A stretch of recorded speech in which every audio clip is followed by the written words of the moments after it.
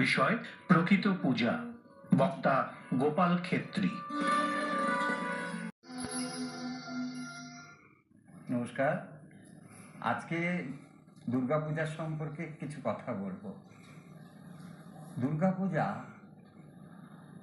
4টে দিন নিয়ে আমরা দুর্গাপূজা করি: সপ্তমী, অষ্টমী, নবমী, দশমী। আচ্ছা, ধরুন আমার কাছে বৃত্তের অভাব, কোনো পূজার মণ্ডপেও যেতে পারার সাধ্য নেই, আমি কিভাবে পূজা করব? আমার সেরকম আর্থিক ক্ষমতাও নেই। তাহলে ভবা পাগলা একটা সুন্দর উপায় বলে দিয়ে গেছে, পূজাটা কিভাবে করা যায় মানসিকভাবে। আমি ঘরে বসে পূজা করতে পারি। এই 4টে দিনকে আমরা যদি তার অর্থ খুঁজে বার করি, ভাবের অর্থ। ধরুন সপ্তমী, ভবা পাগলায় এই নিয়ে একটা গান লিখেছেন। সপ্তমী তিথি ভক্ত চিত্ত মুখ নিঃসৃত বাণী, সপ্তমী তিথি। ভক্তের চিত্তে থেকে যে বাণী নিঃসৃত হচ্ছে, সেই বাণী সপ্তমী, অষ্টমী, নবমী, দশমী, এইভাবে তিনি লিখে গেছেন। সপ্তমী কথাটা তো একটু ভাঙি, মা, সব তুমি মা, অর্থাৎ সমর্পণ করো। পূজার আগে প্রথম কাজটাই হচ্ছে সমর্পণ করো, সারেন্ডার করো। ভবা পাগলা বলতেন, সারেন্ডার করো, সার্ভেন্ট হয়ে তিনি সব কিছু করে দেবেন। উপায় মন রাখো, তিনি উপায়ের ব্যবস্থা করে দেবেন। এইটি হচ্ছে সমর্পণ। সমর্পণ যখন করলাম, সমস্ত সমর্পণ করে মাকে বলছি, মা আমি তো সব দিয়ে দিলাম মা, আমার তো কিছুই আর অবশিষ্ট রইল না মা। তাহলে এবার তো আয় মা, আয় মা, এসো মা তুমি, এসো মা তুমি। অষ্টমী তিথি, তা অষ্টমীতে পূজার, মানসিক পূজার দ্বিতীয় উপাদান, মাকে মা মা বলে ডাকো। মা এসো মা তুমি, আমি যেদিকে চাই দেখিতে যে পাই, মা গো তুমি তো রয়েছো দাঁড়ায়। সবার মধ্যে তাকে দেখছি, আমার মনের মধ্যে, মনের বাইরে, বহুজনার মাঝে মা গো তোমায় আমি দেখতে পাই। নইলে কি মা অমন করে পাগল হয়ে গান গাই। মাকে পেলাম, মা এসে গেলেন।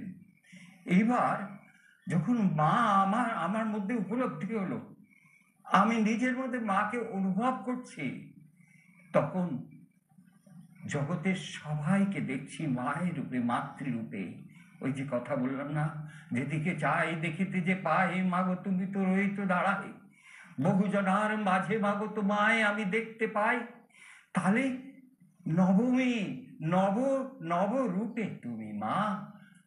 আমি মাকে নব রূপে দেখছি, বিভিন্ন রূপে দেখছি, সব কিছুর মধ্যে দেখছি, পাহাড় পর্বত সমস্ত কিছুর মধ্যে দেখছি, নদী নালা সবার মধ্যে দেখছি, শত্রু মিত্র সবার মধ্যে দেখছি। তাহলে আমি নবমী তিথিতে এলাম, এই ভাবটাকে আশ্রয় করাই পূজা। তারপরে দশমী এলো। দশমীর কথাটা ভবা ঠাকুর এক জায়গায় লিখেছেন, দশমী দশম দশা দুর্গতি হারিণী। দুর্গতি হারিণী দশম দশা, মানুষের যখন 10টা দশা, দশম দশা, 10টা দশা মানে এই 10টা রাক্ষস। সেই মহিষাসুর বধ নয়, এখানে আসলে অসুর সে আসছে না, আমাকে বধ করতে হবে। অসুর আমার মনের মধ্যে রয়েছে এই 10টা, এই ইন্দ্রিয়রূপী অসুর ষড়রিপু বসিয়ে, কাম ক্রোধ লোভ মোহ হিংসা আদি, এইগুলো যে 10টা অসুর প্রতিনিয়ত আমাদের ক্ষত বিক্ষত করে যাচ্ছে, এইটি দশমী। তাহলে এই অসুর বধ হয়ে যায়।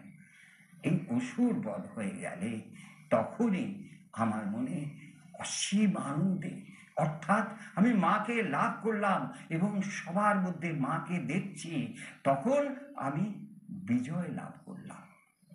বিজয় লাভ করলাম অর্থাৎ এই অসুরের উপরে, এই যে রাক্ষসের উপরে, এই রাক্ষসগুলোর উপরে, এই যে ষড়রূপু রূপে ইন্দ্রিয় রূপী রাক্ষসগুলোকে আমি বধ করতে পারছি। অর্থাৎ মনের মধ্যে যে রাক্ষস, এটাকে বধ করতে পারছি, তাহলে আমি বিজয় লাভ করলাম। তখনই পরের দিন কি করি, একাদশীর দিনে সবাই কোলাকুলি করি, এসো ভাই, শত্রু মিত্র সমস্ত ভুলে যাও, শত্রুতা ভুলে যাও। আর তখন আমরা কোলাকুলি করি, বিজয়ার কোলাকুলি। এইটি হচ্ছে বিজয় লাভ, এইটি হচ্ছে আসল পূজার রীতি। যদি সত্যিকারের পুজো করতে হয় তাহলে খালি এই সপ্তমী অষ্টমী ধরে নয়, প্রতিদিন সকালবেলা এই পূজা আমি করতে পারি, এই ভাবটাকে আশ্রয় নিয়ে। নমস্কার।